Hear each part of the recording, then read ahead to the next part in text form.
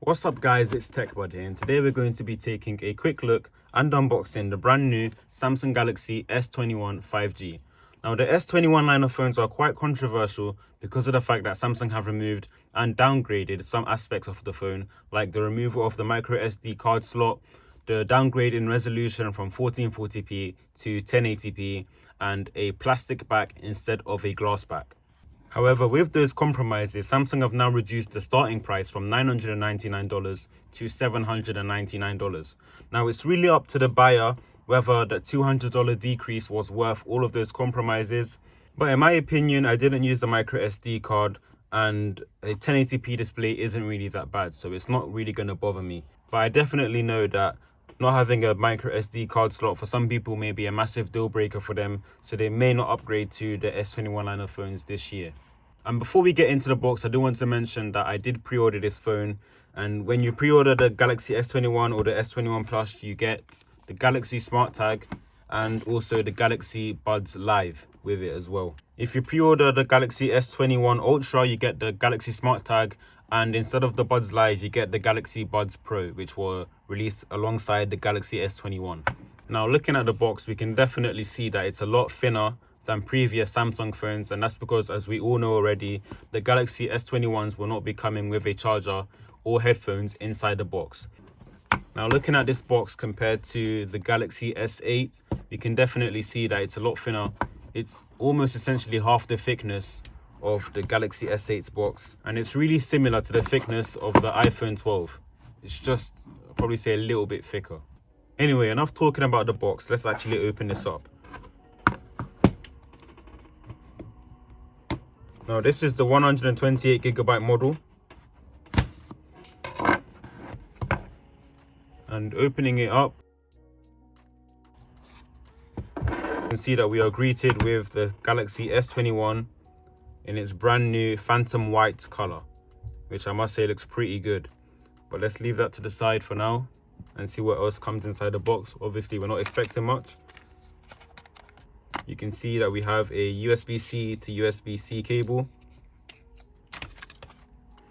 and it looks like we have a quick start guide as well, and that is pretty much it. Oh, and we also have a SIM ejector tool at the back. Now, taking a look at the back of the S21, we can see its brand new phantom white color and its new camera module, which almost melts into the right hand side of the phone, which I must say makes it look really premium. And looking at the front, we can see its 6.2-inch display. Looking at the size of the phone, on the right hand side we have the power button and the volume rocker. At the bottom we have a SIM card tray, a USB-C port and a speaker, and at the top we have two microphones, and on the left hand side we have nothing.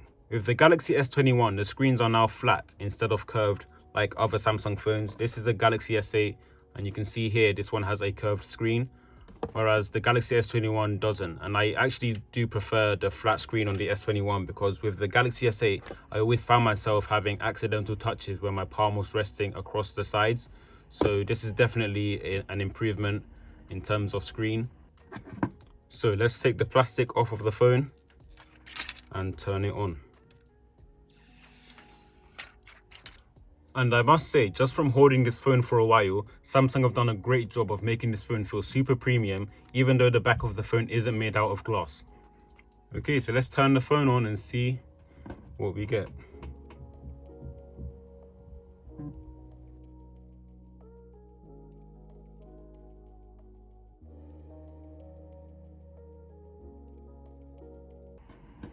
And whilst the phone is setting up, let me compare it to the Galaxy S8, because I feel like the Galaxy S8 and the Galaxy S9 are two phones that many people will be upgrading from. So looking at the height, I would say the Galaxy S21 is a little bit taller.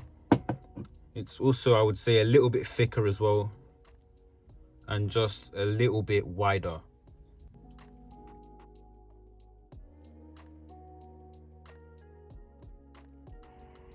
And now we have finished setting up the Galaxy S21, and I must say I can definitely tell that the 120Hz is definitely on, because the display does feel really smooth, and the clarity as well is definitely great. And one thing that has been improved with the S21 phones are their fingerprint scanners, which are even faster and bigger.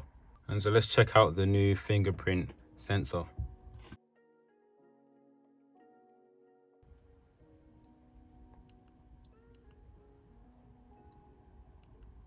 And as you guys can see, the fingerprint sensor is definitely really fast. Even with just a tap to the screen, it just unlocks in an instant.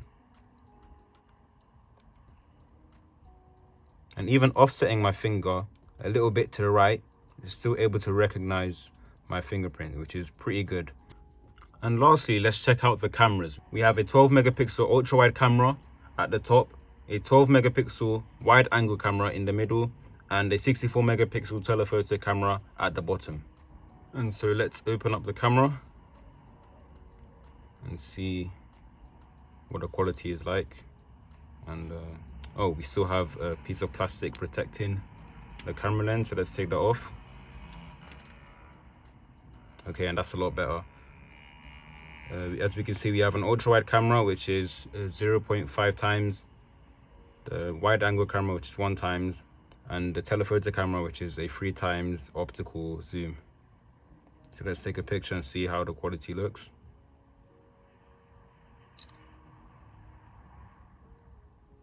And yeah, that is definitely a great looking photo.